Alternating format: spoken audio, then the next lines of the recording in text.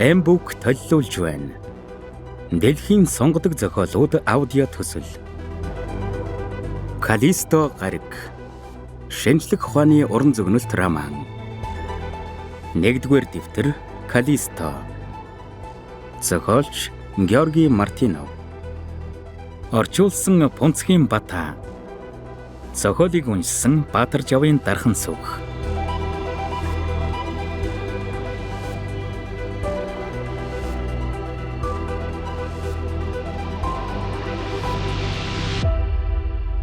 Нэгдүгээр хэсэг. Цагаан бөмбөрцөг. 7-р сарын шавдаргын цэлмэг өглөө байлаа. Тэнгэрийн мандлаар сэмжин цагаан үл сарнин нүүн. Шөнийн шүүдэр түргэн хатаж алс тэртэгийн юмс тунгалаг агаарт зэрэглэтэн харагдана. Нар хөөрмөгц халуун өдөр болох төлөвтэй. Шинжлэх ухааны академийн зуслангийнхан нойрссон хэвээр элсэрхэг гудамжнаа нэгч хүн амтангүй янз бүрийн өнгөтэй хашаан доторх өтгөн ургасан нарс гацуур дотор умбсан жижиг модон байшингуудч чив чимээгүй нээлттэй цонхнуудын хөшгөн татаастай. Агаарын шөнийн нам тайван байдал хിവэрэ өглөө эрт цаг. Байшин мод хашаанууд чив чимээгүй дүнхийн. Нэг байшингийн хаалга аяархан дуугарч амралтын судалтай костюмтай хүн хаалганы довжоон дээр гарч ирж зогслоо. Өглөөний сайханд сэтгэлэн сэргсэн тэр хүн жижиг хонхор нүдэ жартайлган нарлуу харж сунав. Энэ бол сахлаа мөлчитэл хусаж шингэн буурал халимга хоошоо самнсан дунд зэргийн нуруутай махлаг хүн байлаа. Их халзан дуухан шавгар юм шиг харагдана. Махлаг хамар том амн сайхан сэтгэлтэй төрөх буюу. Тэр хаалганы довжоон дээрээс алгуур бууж цэцэрлэгийн доторх нарийнхан замаар алхлав. Тийм өглөө эрт сонин авчирдгүйг мэдэх боловч дадсан ёсороо шуудангийн хайрцаг руу хараад явган хаалганы дэрэгдэх сандал дээр суулаа. Тэр шилмүүсний үнэр ханхалсан өглөөний цэвэр агаараар цээж дүүрэн амьсгалан өглөө эртийн энэ сайхан цагаас илүү юм хорвоод байхгүй байх ч ёсгүй гэж бодлоо. 2 цаг болоод өдрийн өрнөн амьдрал жам ёсороо ирнэ. Эхнэр нь босоод түүнийг цайгаа уугж дуудана. Тэгээд машин нь ирж бүгчм тоостой хотод ажилдаа очино. Нар уулын толгооноос бууж бүр орой болсон хойно л тэр гэртээ ирж өнөөх дуртай сандал дээр унтах хүртлээ суудаг заншилтай. Бүтэн өдөржингөө байсан үед цуслан сайхан шүү гэж тэр бодно. Гудамжны нөгөө талд байгаа шар өнгөтэй байшинг харж түүний эзэн академич эштээрэнд атаархсан юм шиг санаа өөрийн ирэхгүй төрөв. Хөрш эштээрн нь амарч байгаа бөгөөд бүтэн өдөржин урт зөөлөн сандал дээр ном уншиж хэвтнэ. Ийм жаргалтай хүмүүс бас байх юм. Анагаах ухааны доктор профессор Коприяновт зүгээр хэвтдэг хүмүүст атаархах сэтгэл төрж байсан удаа огт үгүй боловч одоо болохоор зүгээр байхаас эрхэм сайхан юм огт байхгүй юм шиг санагдана. Тэр ядарн цуцаж залхуу нь хүрэн амралт авч амрах юмсан гэж бодох болжээ. Хүссэн өдөр нь ойртсон хэдий боловч амралт профессорыг нэг л их баярлуулахгүй байлаа. Хэрвээ амралтаа эштэрн шиг энд цусландаа өдөржин хэвтэн ном уншиж өнгөрүүлж болдгсон бол сэтгэл хангалуун байх байлаа. Тэгж болохгүй. Зүрх муу болохоор совилгаанд явхаас өөр арга байхгүй. Совилгаанд явах бичгээ аваад бичгийн ширээний шургуулганд хийчихсэн хүн байжээ. Совилгааны газрын уйтгартай дэглэмд орох нь зайлшгүй. Коприяновын дэрэгдүр дугуйтай залуу өнгөрөв. Наршиж борлсон залуу хархуу нүцгэн хөлөөр чадлын хэрээр жийж гар нүрийн ардзгар алчуурын 2 үзүүр ард нь далавч адил дэрвэнэ. Коприянов энэ залууг таньдаг ажээ. Энэ бол цуслангийн нөгөө захад байдаг биологч профессор Лебедевийн хүү. Хархуу аль эрт далд орсон боловч Коприянов хойноос нь харсаар байв. Лебедевийн хүү нуур руу очлоо. Хэдэн минутын дараа нуурт хөрч хүйтэн усанд орно гэдгийг тэр андахгүй байв. Түүнийг хүйтэн усанд орно гэж бодохоос профессорын жихүү хүрлээ. Коприянов хашаа налаад дээшээ харав. Үүл юучгүй арилсан байв.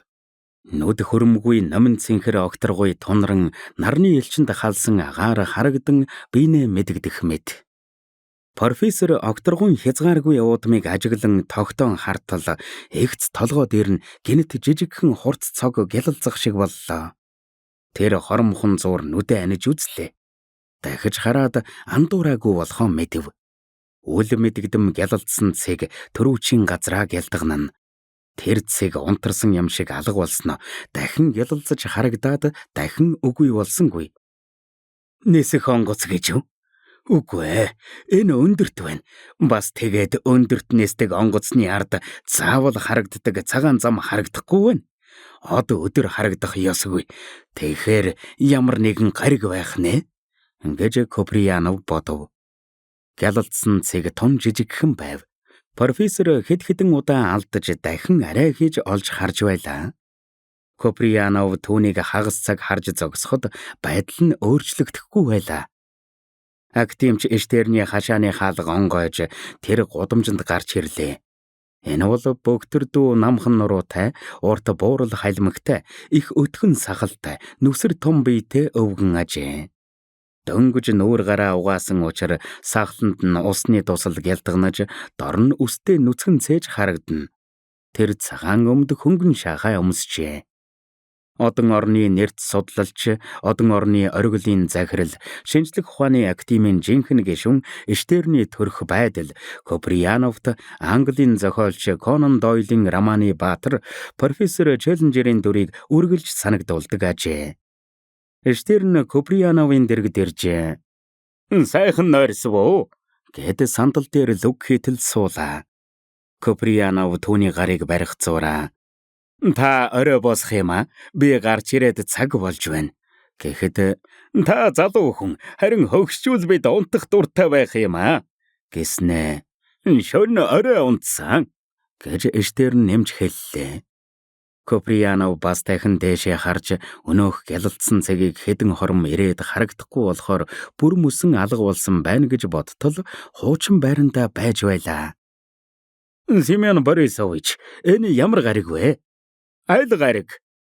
Тэр яг бидний толгой дээр.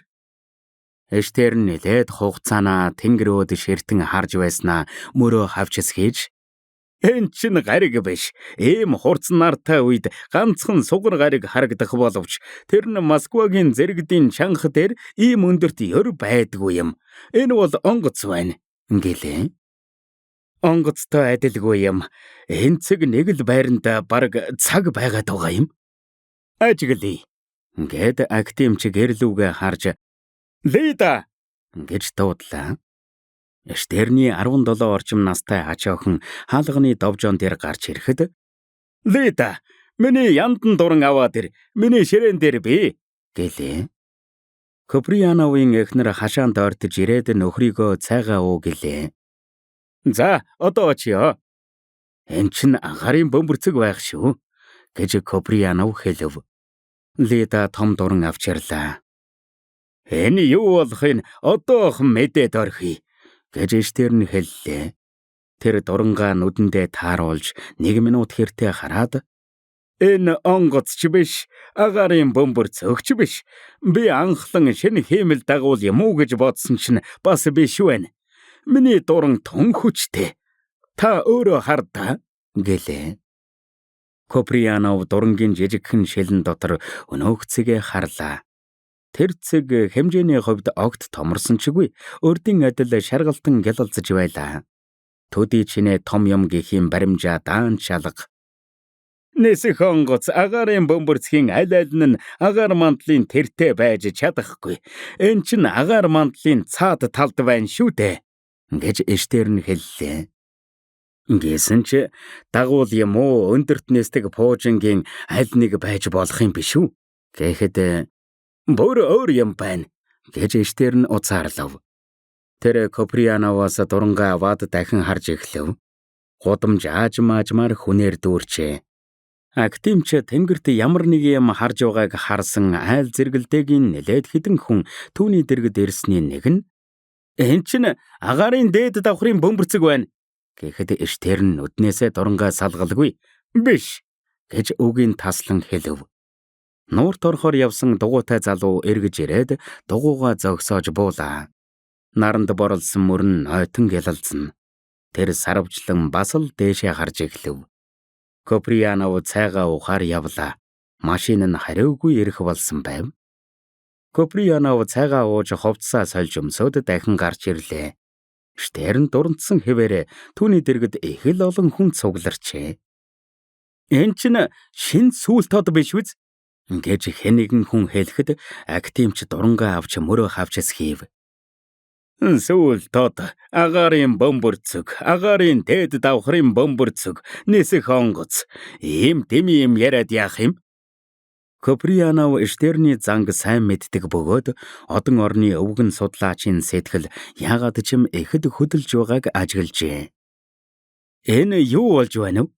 гэж Коприянов асуухад актимч дуугарсангүй гэрлүүгээ явлаа. Коприянов сонирхсон юмаа мэдэхгүйгээр явахыг огтхон ч бодсонгүй. "Энэ чинь юу юм бэ, Семен Борисович?" гэж шаргуу асуухад "Одон орны оргил руу утасдъя" гэж Штерн явуут дундаа хэллээ. Булангийн цаанаас том цэнхэр тэрэг чимээгүй гарч ирээд хашааны явган хаалганы дэргэд аяархан тоормслон зогсоод жолооч нь хаалгаа онгойлгоход Коприянов эхнэртэй "Би өнөөдөр арай эртхэн ирнэ" гэхэд эхнэр нь нэмсэглэн гараараа дохин өдлөө. "Өдөр бүхэн ингэж хэлдэг юм шүү." Профессор машиндаа суухынхаа өмнө окторгуйд гялалзан харагдагч цэгийг дахин ирж харахад хуучин байранда урдын адил гялалзан байв. Одон орны оргил Штернд юу гэхийн Коприянов хүлээж угаад мэдхийг туйлаас хүссэн авч ажлаасаа хожимдохоос айжээ. Коприянов ангаах ухааны хүрээлэнд 35 жил ажиллахдаа нэг ч удаа хожимдож үзээгүй хүн байжээ. Тэр жолоочийн дэргэд суугаад "Явъя" гэлээ. Машин нь аяархан хөдөлж цуслангийн өндөр хашаанаас тогтун гарч засмал замд орж хурдлав. Профессор нүдэ анаад актимч Штерний сэтгэлийг тэгж их хөдлөгсөн учир нь мэдэгдэхгүй тэр нэгэн цэгийн тухай бодож эхлэв. Өвгөн эрдэмтний сэтгэл амархан тэгж их хөдлөхгүй гэдгийг Коприянов мэдэх ажээ.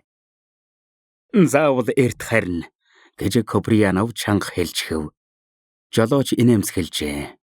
Тэр Коприяновыг дээр үеэс таних бөгөөд дадал заншил өдрийн журам горимыг сайн мэддэг байжээ. "Өнөөдөр би яг 7 цагт харна. Машин хизээч гисэн бэлэн" гэж жолооч дуулууртай хариулав. Профессор энэ жил цусландаа огт эргэж ирэхгүй, удаан хүлээсэн амралтаа авч чадахгүй, бичгийн ширээнд байсан амрах эрхийн бичгээ ашиглаж чадахгүй гэдгээ мэдсэнгүй. Яахан ч мэдэх вүлээ дээ. Хэрвээ энэ бүхнийг түүнд хэлээд бас энэ бүх гэнтийн өөрчлөлтийн шалтгаан бол цуслангийнхаа хүмүүс дотроос анх түрүүн түүний олж харсан бөгөөд үргэлж бодон яваа тэрхүү гялалдсан цэг мөн гэж нэмж хэлэх юм гэхдээ ч тэр итгэхгүй нь мэдээж. Энэ алтартан гялалзагч хэмжээ дамжаа нь үл мэдэгдэх хомсын чинээ цэг аж төрөлд нь эрс өөрчлөлт оруулж ажлаа орхин Москвагаас явж урд өмнө зүүдлээчгүй их юм үзэн гэдгийг тэр мэдсэнгүй. Яахан мэдэх вүлээ? Ойрын хэдэн сарын турш энэ гялалдсан цэгтэй холбоогүй ямар нэгэн өөр юм огт хийхгүй гэдгээ. Түүнийг өглөөний тэнгэрт олж харсан өдөр үрд дурсагдан бодогдно гэдгийг мэдсэнгүй. Энэ цэг чухамхүү юу болохыг ч мэдээгүй, мэдсэн чгүй гэнэт гарч ирсэн энэ цэгийн үр дагаврыг ч урдчлан мэдэж чадсангүй.